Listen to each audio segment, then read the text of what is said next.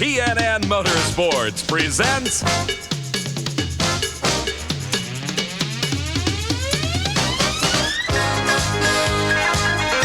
the American Sports Cavalcade.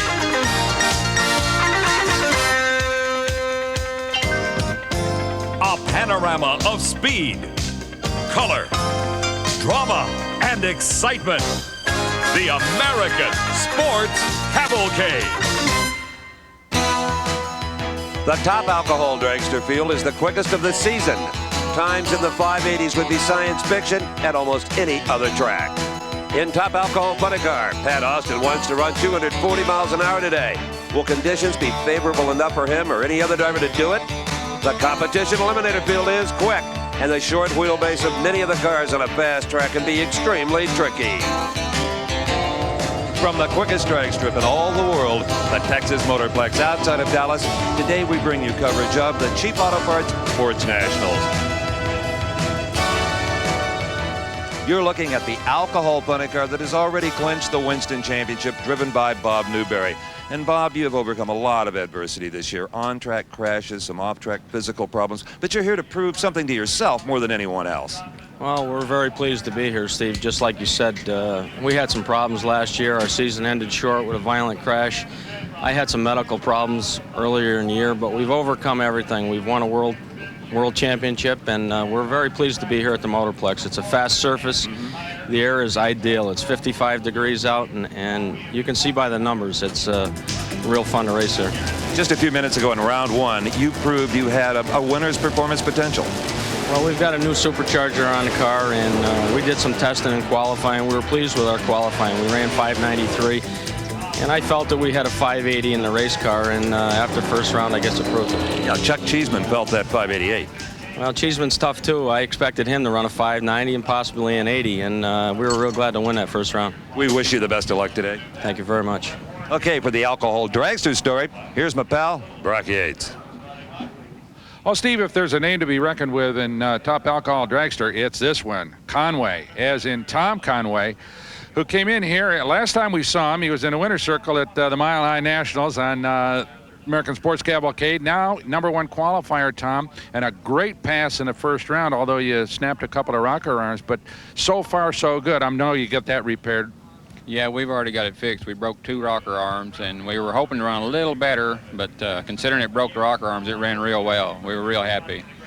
Tom, you got Johnson out, you got Gord out in the first round, so a couple of major players are gone. So who looks like the major competition right now? Well, they were major players, but they were all on the other side of the ladder. I noticed my ladder's all got 5-second cars left on it, so everybody out there is good. Bartone ran a 93, and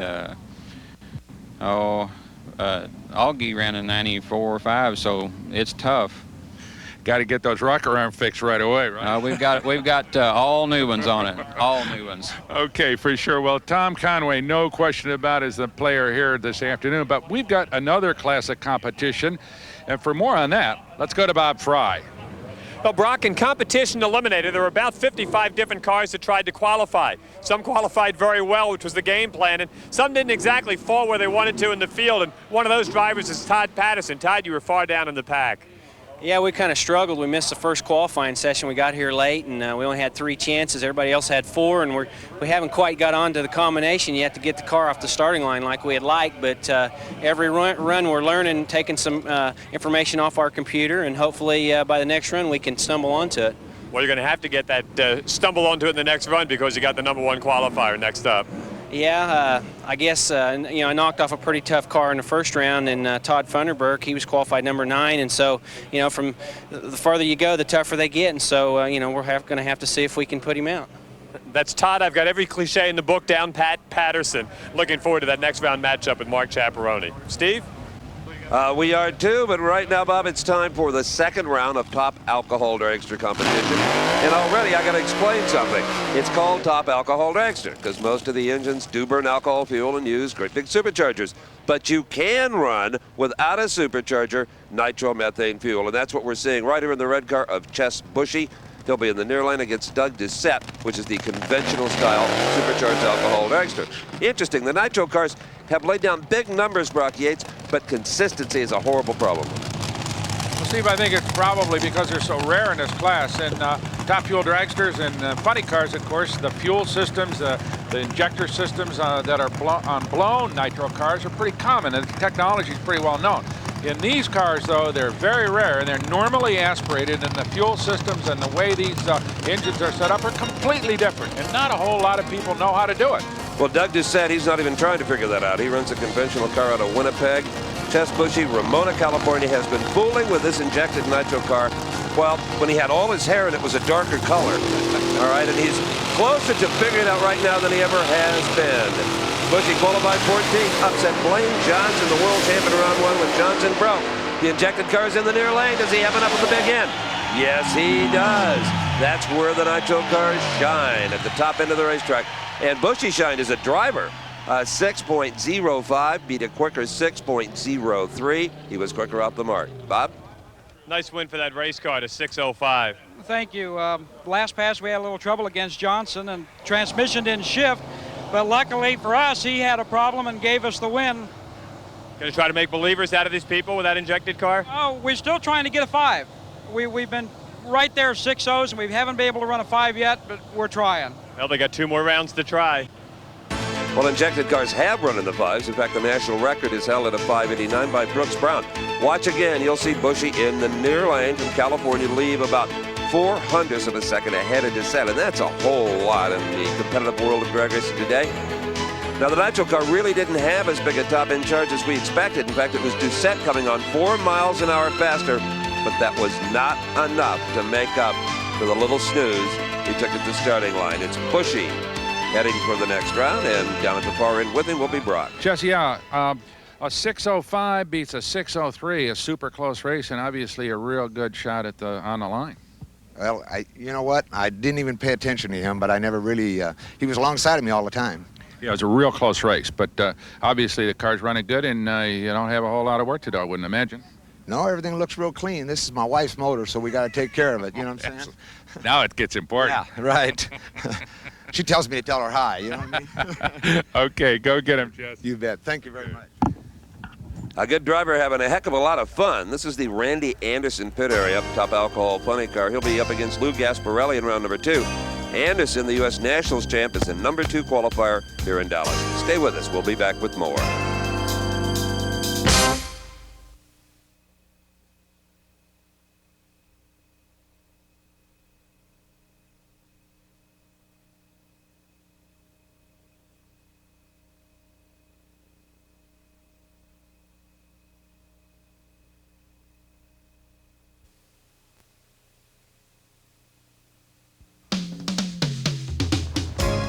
Boy, a mob scene here at the Texas Motorplex in the pit area, and you can imagine what it's like in the grandstand.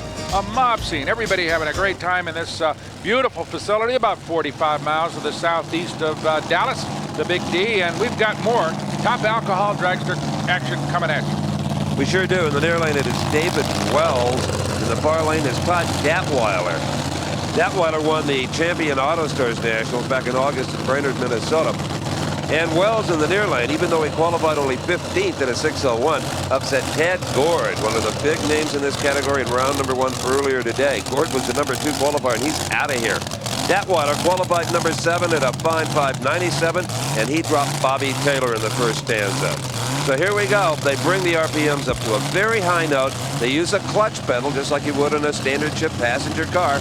And when the light turns yellow, they react to that yellow light. They slide their foot off that clutch, pound the throttle down all the way, and then have to shift 2 times on their way down the racetrack. Busy boys in just 5 seconds. And it is in the near lane, yes. It is David Wells. A great reaction time at .42, 4.0 being perfect. A 6.05 to a 6.09. Typically close competition in this alcohol category. Next up, it's East versus West over in the far lane. That Valvoline car from Oregon State is Tiffany Highland. In the near lane is Augie Vettorino from Pleasantville, New York. Now, Vettorino has the lane choice, and he's picked the near lane. Seems to go back and forth among the alcohol drags. There's no lane really a solid favorite. He had a lane choice of 596 versus a 594. So he was only 200 quicker than Tiffany from the round before. Right now, as they warm these engines up and get the cars into place, let's go to Brock at the far end. David, we had you at a 6:05 and Chesko's at 6:05, but we understand you got lane choice, so that's the good news. Yeah, we're going to need it. I think we're still shaking just a little bit. I'm not sure what we got to do here, but it's getting better, but it's not quite where we need it. Well, the conditions are getting a whole lot better than they were this morning. What's it going to take to win this deal? Oh, I don't know. I think if we can stay pretty close to what we're doing, 6-0s right in there, it's going to be awful close. Got a pretty good headwind still. Yeah, it's right there. Okay. Well, the bad news is for the kid on the bike and the kid on the scooter, they've just been seen on national television. I'm sure security is headed down there. They didn't get in for free like they thought. Tiffany Highland backing up to have a go with young Mr. Vettorino. Tiffany Young herself, under 20 as a matter of fact, from Springfield, Oregon. They have a 2-car team that they race in Division 6. Augie Vettorino, he's got a lot of experience in this category, and Tiffany's going to have to be on time off the starting line or she's going to get beat. Well, let's see what we're going to do here as far as reaction time. Tiffany has a reputation of squeezing a really good light, and to do it with one of these cars, as you say, with a clutch action and all the gear shifting to be done, it takes a lot of driving skill to make one of these things really run hard. That's right, and that's why so many of the alcohol dragster drivers, when they move up, do very well in the professional categories. Tiffany Highland, a magnificent hole shot. Tiffany Highland, the reaction time of the day in the far lane, and she wins it. Oh, she had an elapsed time to go with it, a 5.99 at 227 miles an hour to a losing 6:07 at 232. Here's Bob again. 5.99. This car just keeps getting better, Sam. Yeah, we're trying real hard. We need to step it up though. Conway's running pretty good. So there's more in it, I think. A little different than the weather you guys are used to in the Northwest, huh? Oh, yeah. It's more than that. It's just a track. It's a really good track. So. Well, the young kid's doing well. 5.99, and Tiffany goes on to round number 3. I'm sure she's as thrilled as the people in her tow vehicle there. A lot of enthusiasm on Tiffany's team, and for good reason. All right, in our next pair, a couple of real hitters, one from New York and the other from Oklahoma. There's Tom Conway. You saw Brock at the top of the show talk to Conway. He is just about the strongest in the country on any given day and sells a lot of parts and pieces to other racers. That's his demonstrator he's driving right there. He and his wife, Linda, that's the only help they got. They do it all by themselves. While in the near lane, the New York hitter, Michael Bartone, he's got an excellent crew chief, and that is Steve Bott. Let's go to Brock. Well, Tiffany, 5.99. Oh, boy. I ran more 5s this weekend than I ever dreamed. Especially with a little bit of a headwind today. Right now, everybody else is around about 6:05, so you got to be pleased. Yeah, I really am. I wasn't expecting to run that fast, but I'm so excited. Well, go get them. Congratulations. Thank you. Thank you very much.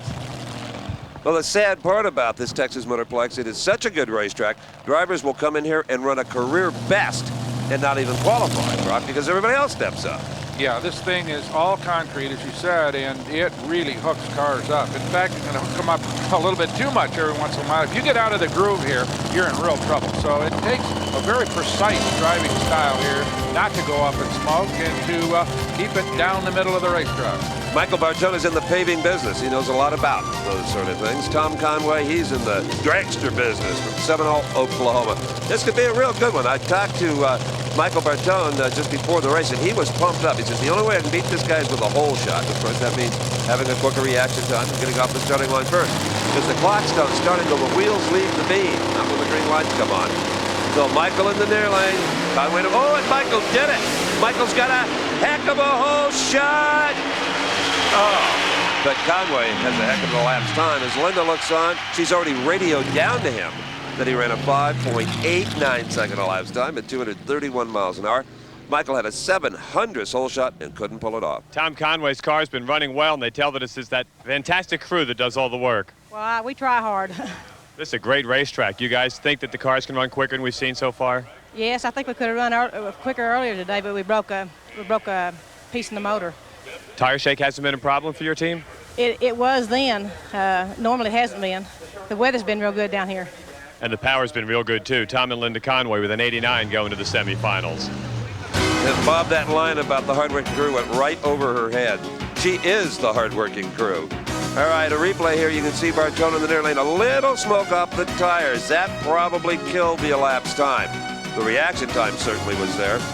It sure was, but it was muscle on the part of Tom Conway that just pulled this race out. He apparently was nice and conservative on the starting line, relying on that big horsepower that alcohol dragster has. All right, so the pairings in the top alcohol dragster final four, we'll see Tom and Tip. Tom Conway versus Tiffany Highland. Conway has the lane choice of 589 versus a 599, a little over a tenth there. Now the second pair, when we get to that point, will be Chess Bushy, the Nitro car, versus David Wells. Bushy has lane choice in 057 to an 057, but he did it first. Well, Tom, the last time we talked, you were concerned about a couple of broken rocker arms, but I'll guarantee you they're all together this time at 89. I didn't even hear what it ran. That suits me. We were trying to be just a little bit careful. I thought it'd run maybe 89 or 90. 89 or 90 ought to win this thing, don't you think? I hope so. Well, there you're right there anyway. Well, we're going to try. We got two more. Keep going. Well, Chess Bushy back in the pits is already taking that nitro engine apart, had a look at all the pistons, put them back in, and decided things were okay. Now they're working on the clutch. Stay with us. We'll have more great action from Dallas right after this.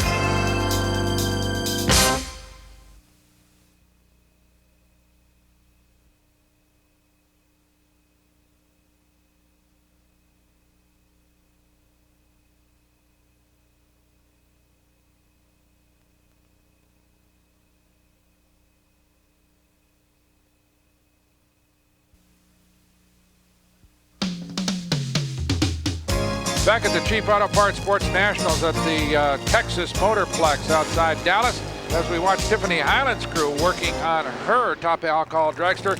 She's got her work cut out for her. She's going against the man who just laid down a 589 against Michael Bartone, Tom Conway. So Conway definitely, Steve Evans, the man to deal with in top alcohol dragster. But we got a couple of hitters here coming up in top alcohol funny car. Two of the very best. You bet. The red car, that is Danny Townsend. Backing into your screen is Pat Austin, the many-time champion who's won over 40 alcohol races in his career and is still in his 20s.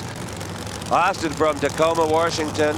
He and his family heavily involved not only in racing, but in, again, selling component parts. WAR, WAR Racing, stands for Walt Austin Racing. Pat's dad, Pat, a tremendous athlete in high school, college, and in drag racing. Danny Townsend, out of Muncie, Indiana, has been racing as long as I've been around this sport, and that's a long, long time. A lot of people remember Danny running so well in the competition eliminator categories before moving into the funny cars, these alcohol cars. But I'll tell you what, if he can take out Pat Austin right now, Steve, this is going to be a major feather in his cap. Austin is running so well, and part of it is attributable to that monster blower he's got on his car. That's right. That's the Art Whipple suitcase superchargers. Bob Fry calls it. Austin's the only one that has one. Let's see if it makes any difference here. Ooh, Townsend cuts Austin on the lights. But it is Austin at 588. And he accomplished his goal. 240.57 miles per hour. He said he could do it. He just has. Bob? 588, we knew the ET was there, but a great speed, over 240. Well, we're really happy with it, and we love to run 240, and we're going to run it a lot more. 588, yeah, but it was shaking the tires. It'll run a real low 80 here before the weekend's over. Say, there's good news for the rest of the field. Oh, yeah. Well, you heard it from Walt Austin. Let's watch again here. You'll see Danny Townsend did a real good job in the lights. Pat Austin was not late, not with a 4.4. Danny Townsend had a 4.2 light. 200s of a second in the bank, but it just didn't pay any interest at the big end. It was all Pat Austin.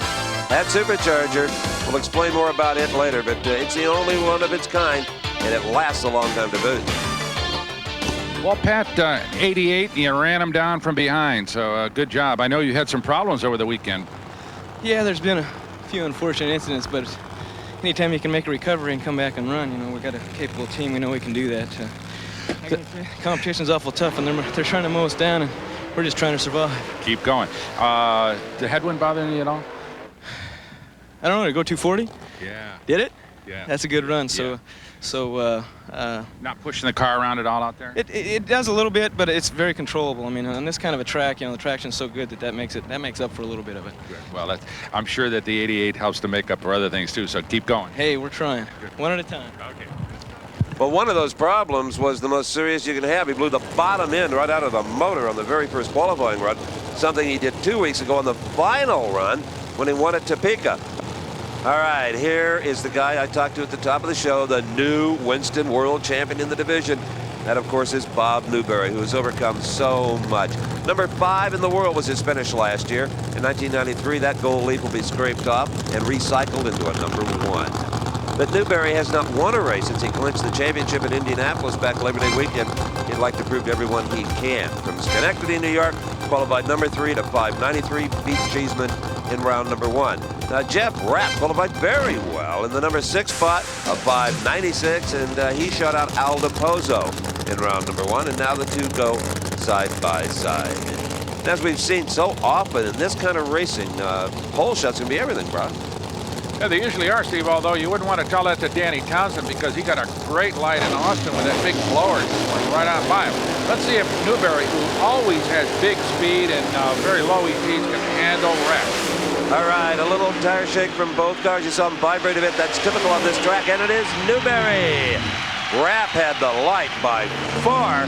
Newberry knew he had the performance, wasn't gambling on a foul start. A 590, 234 miles an hour for the man from Schenectady. And Rapp exits the program with a 599, 232. Watch the far lane, though. You'll be able to see very easily that Rapp was on the gas first, and that car was loaded and gone. But at the big end, it was all Bob Newberry. 234 mile an hour charge is almost 3 miles an hour faster than Rapp's. And even in a quarter of a mile, even in 5 seconds, it can be the difference. What a good one, Brock. How about a 90 from behind, which ain't all bad? No, we're happy to run 90 anything in this kind of heat. It's a little bit hotter than this morning, probably 10, 15 degrees. And the name of the game is try to be consistent, not make a mistake, and hopefully find your way to the final. 90s, 89, 88, somewhere in there you think is going to win it? I think you're going to have to run pretty quick. Yeah, I think you're going to have to run a high 80, 90 flat. You're going to have to run pretty quick to win this one. A little more left in this one? Yeah, there's a little bit left. We were a little bit afraid of the racetrack. This is the first time we've seen some sun on it, and we didn't know what would happen. So, yeah, we got a little bit left. Okay. Onward and upward. Thank you. Yeah. Well, the sun is out now. That posed some problems. It's probably going to go hide again before the race is over, and you'll be back to square one. All right, the supercharger going back on the top of the motor of David Wells as he gets ready to face Tom Conway in the Top Alcohol Dragster Final 4 round. Stay with us. We'll be back with more Tire Smoking Funny Cars right after this.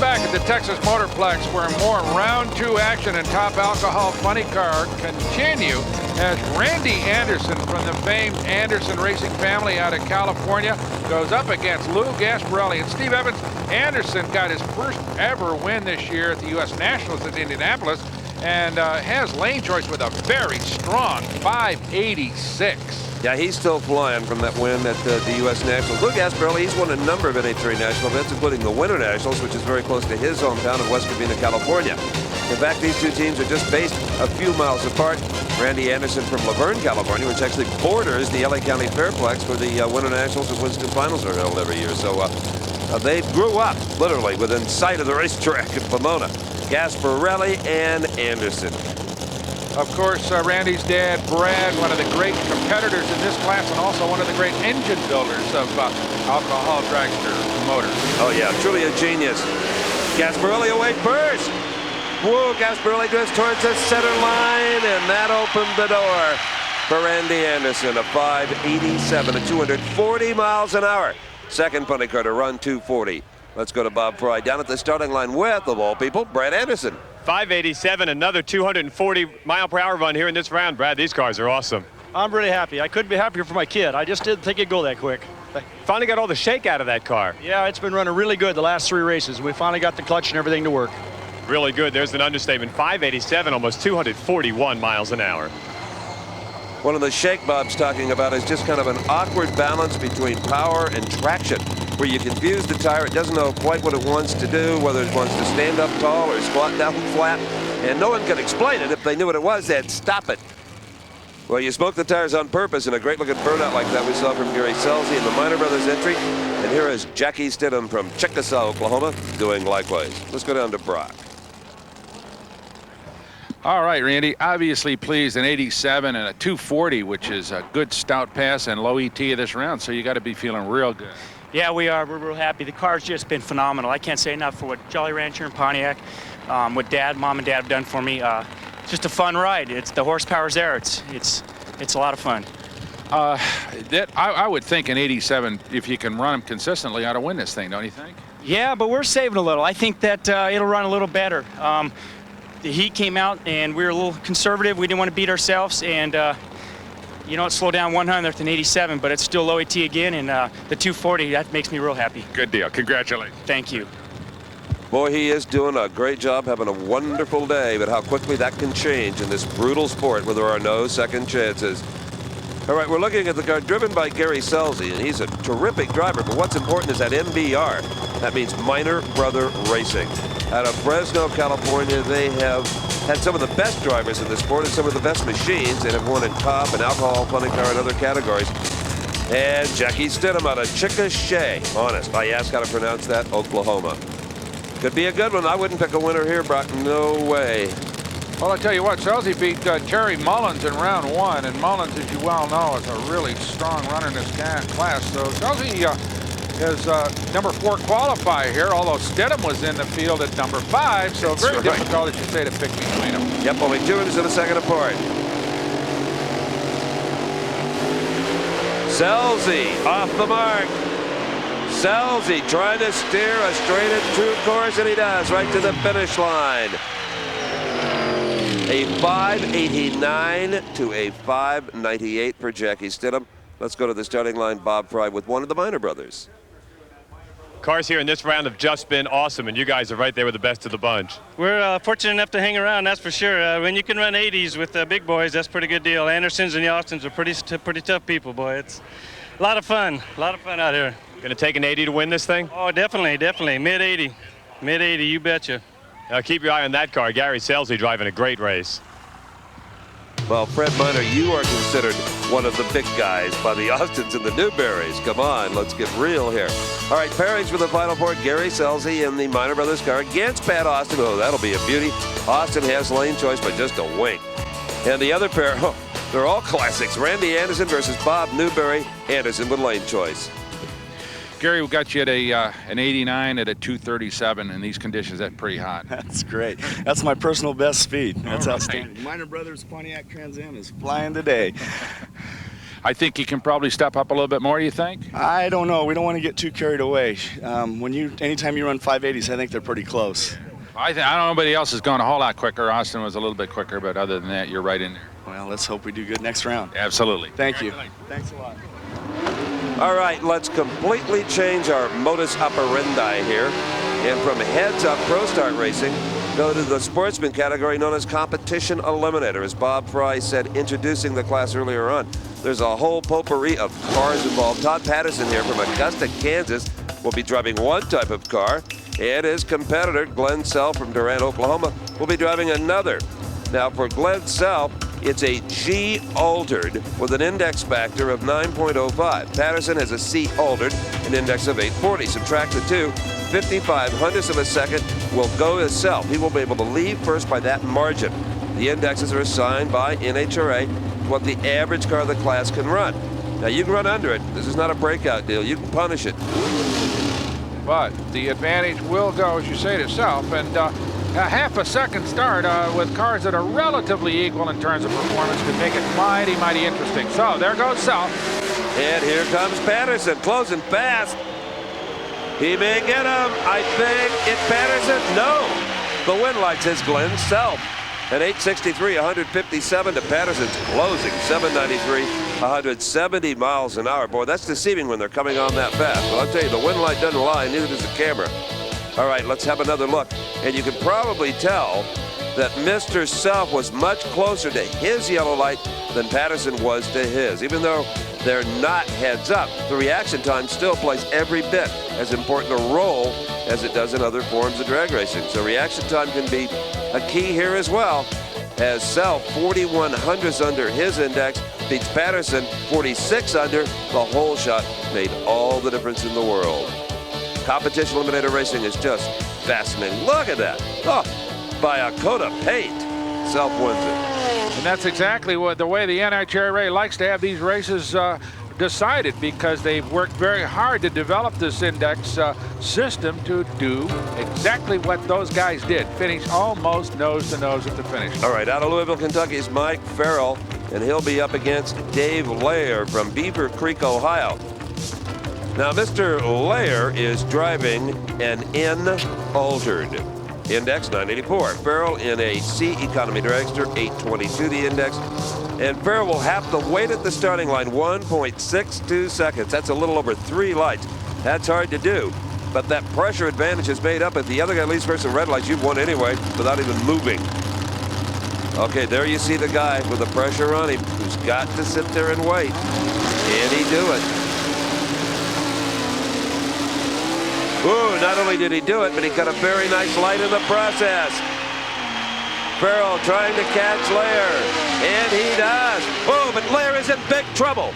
Lair has lost control into the wall, slides across the racetrack, a flip, and back ends into the wall in the near lane.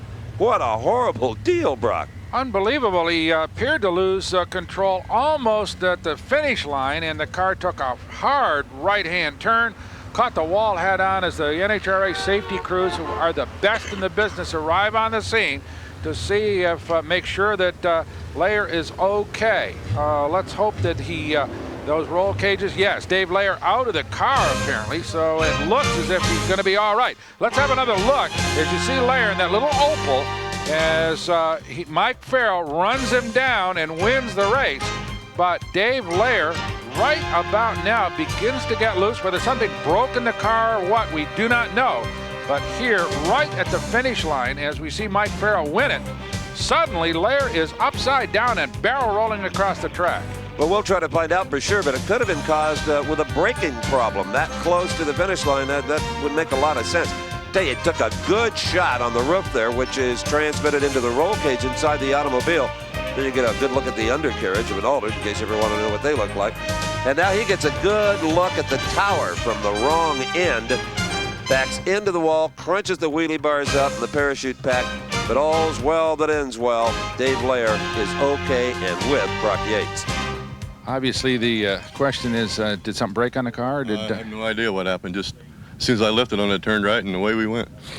Yeah, these race cars, everybody thinks it's real easy to run them in a straight line, but they're so overstressed that any little bit of imbalance in the automobiles can really get you in trouble. Yeah, I don't know if I got out of the groove or I don't know what happened, but it just turned and it was all over. You okay, though, otherwise? I think I'm fine. I feel good for what happened anyway. The iron we can repair. Yeah, yeah. Okay. Glad you're okay. Thank you. Speaking of that iron, we may never ascertain exactly what caused that crash. So much of the car is damaged. Could have been something in the right front suspension. It did turn right. Stay with us. We'll be back.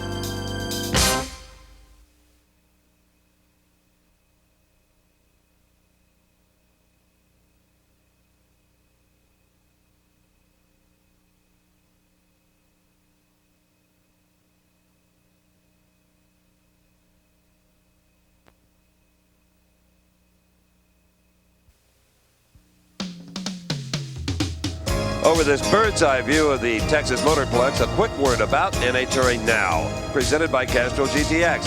It's a 24-hour drag racing information line bringing you the latest news and your favorite drivers and events.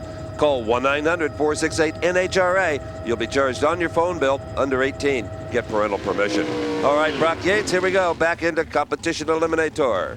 And one of the very best in the far lane is David Rampy. He's going to go against Victor De La Garza in the Tecate beer car here from way down south across the border in Monterrey, Mexico. Victor will go against Rampy, as I said, with the lane choice. Rampy has it. De La Garza beat Larry Pritchard in round 2, but Rampy got by Jeff Krug in the second round. Now Rampy in that J altered, a little bit slower automobile against De La Garza's E altered, so he has nearly a full second starting line advantage. And Rampy is really a professional in a sportsman category. He makes enough money drag racing to darn near finance his whole operation. To do that, you got to win a lot, and Rampy does it. Gorgeous start by David Rampy. Good start by both drivers for that matter. Absolutely equal to the reaction time department, and here comes the Mexican national, but it's not quite enough. It is Rampy at a 9:29, 142 miles an hour. The Ducati car, 8:36, 161, just a wee bit short. But I'll tell you what, De La Garza gave Rampy everything he had, and it was almost enough. There was almost no manana for Rampy. Yeah, and this is this kind of competition really almost perfectly laid out. As you can see, Rampy made a good start, so did De La Garza. And as the NHRA likes to have it work, they almost get to the finish line together. As you can see there is Rampy. De La Garza coming on really strong at the final few hundred feet of this drag race, and it's just enough for about a quarter of a car length to give Rampy the victory. Yeah, Rampy ran 5,500 under the index, De La Garza 5,300 under. All right, now we've got Arturo Delgado. First we had De La Garza, now we got Delgado. Arturo out of McAllen, Texas, up against a very popular cop car, the Pappy's Pride Roadster. There's been a bunch of them that Tom Snyder has owned and driven in honor of his late father, who was a tremendous drag racing supporter and a good competitor. Delgado qualified 18th, 2 spots behind Tom Snyder, beat Skip Brown in round number 2.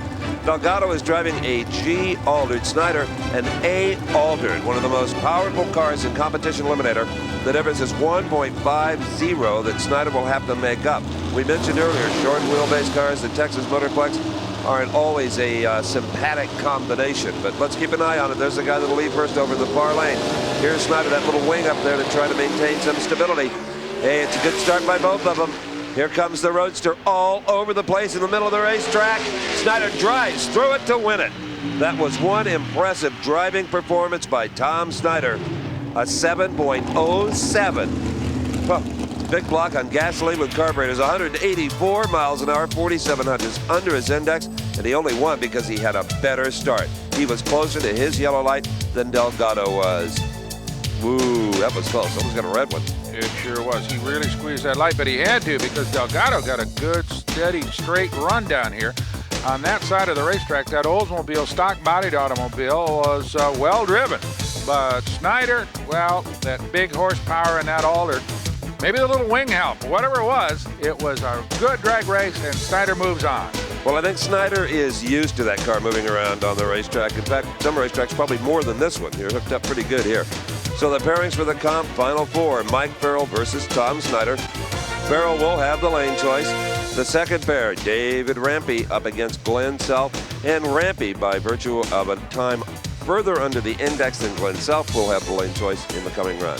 Let's go to Brock. Tom, we got you to 7:07.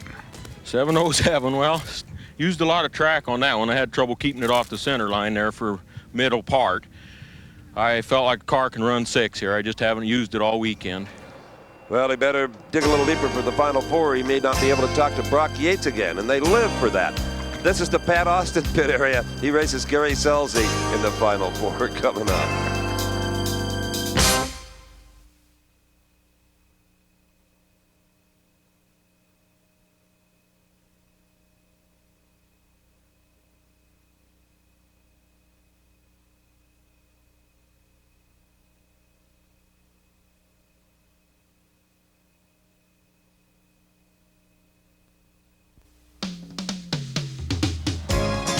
A huge crowd on hand this weekend in Dallas, Texas, and a lot of them are members of NHRA. And let me take just a moment to invite you to become a member of a very special organization, the National Hot Rod Association, of course. For $48 a year, you get 48 issues of National Dragster, a patch, a pin, a rule book, and a lot more. And if you order by calling the number on your screen, you'll get a free copy of Diamond P's home video, Drag Racing 91. So call today. Hey, you can't beat the deal, and you can't beat the alcohol dragster racing we've seen so far here today. Let's continue with it in the Final Four. Well, Steve, we're back at alcohol/nitro because Chess Bussey is back out again with that nitro car. He's going to go against David Wells in this, as you said, Final Four competition. The burnouts have been completed. Now, both guys ran 6.05s, identical ETs, but Bussey was a little bit quicker on the top end. So he gets a lane choice, and he picks the near lane. There you can see that interesting-looking intake manifold. At distance, it looks like a blower, but at closer examination, it's obviously normally aspirated motor. And they run, as the racers call it, the can in this Nitro car. The can lid label and all, like 98%. In the car in the near lane, over in the far lane, it's methanol or alcohol, and that is checked every round by the NHRA technical inspectors. But it wouldn't matter. He could be running dynamite. Wells red lighted. A foul start. The wind goes to Bushy in the near lane. Boy, Wells almost pulled that off. 4 1,000ths was what the electronics nailed him at. Ooh, that was close. All right, let's go to Bob at the starting line with Mel Carey, the crew chief. Nice run. Thank you very much. We still haven't got that 5, but we're getting through there. What is it about this track that these injected cars like? The track's perfect. I mean, the traction's great. The concrete all the way down is great for traction. The air here's been good this weekend. The weather's cooperated. It's just a wonderful place to be. Go get those 5s. Well, that's a Californian darn happy to be in Texas this weekend. I don't think anybody's having more fun than Mel Carey. Certainly satisfied with his environment. And next up will be Tom Conway in the far lane versus Tiffany Highland. Here is Conway getting ready to smoke those giant Goodyear tires. Now watch them grow on the burnout. They do the same thing at the top end of the racetrack. They get smaller and smaller in width, and they get taller and taller in gear ratio. Brock? Well, just one more left, and that was a red light for him, and David got that, and you got a 6:05. Same ET as before. I better step it up, hadn't I? Yeah, we got to watch what Conway does, but I got to believe that Conway is going to run a little bit quicker. We're going to probably pull all the stops out here, even if we have to hurt a few parts, but we're going to do it because Conway's a hard hitter.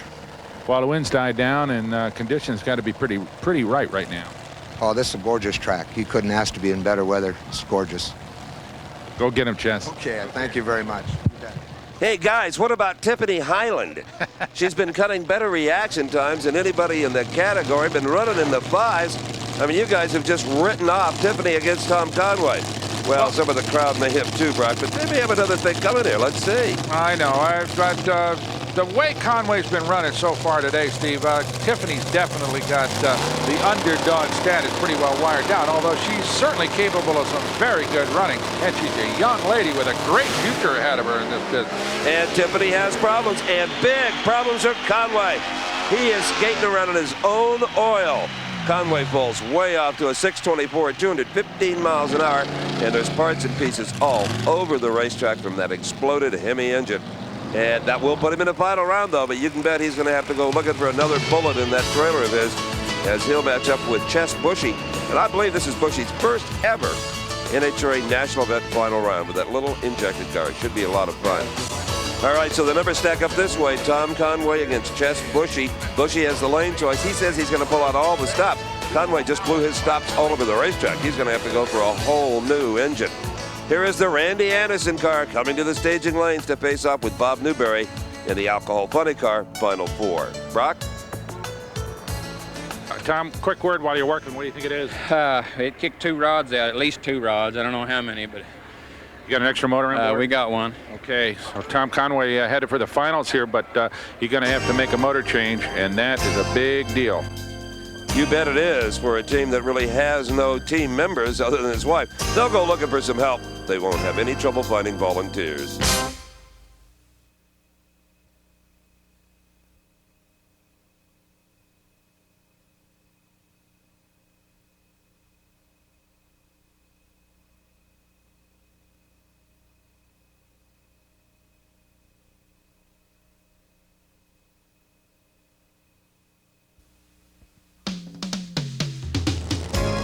Back at the Motorplex, let's get right into Top Alcohol Funny Car Final 4 action, and we got a good one for you right away. Gary Scelzi versus Pat Austin. Remember now, there is Walt Austin, Pat's dad. Remember, they cracked through 240 miles an hour just a little while ago, and with lane choice, Austin had a 588. But not by much, Steve, because Scelzi ran a 589, his career best, and he is feeling good in that Minor Brothers car. You betcha, and there you got a peek. Just a little bit, he wanted that great big supercharger. And it's different than the one you see on Selzy's car in that there's no friction inside it. Nothing touches anything else, as in the conventional supercharger that has to be re-stripped with these little Teflon things about every single round. Austin says you could bolt that big blower on and run it for a year and never even look at it. Well, you got to know it's good because it's given up an awful lot of aerodynamics. Big kind of barn door sticking up there for Walt and Pat Austin for that blower, but it must make big horsepower to overcome that disadvantage. Oh, yeah, look at Austin go. Oh, and Austin gets out of shape.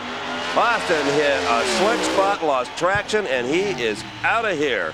Gary Selzy at 6.01, 232 miles an hour.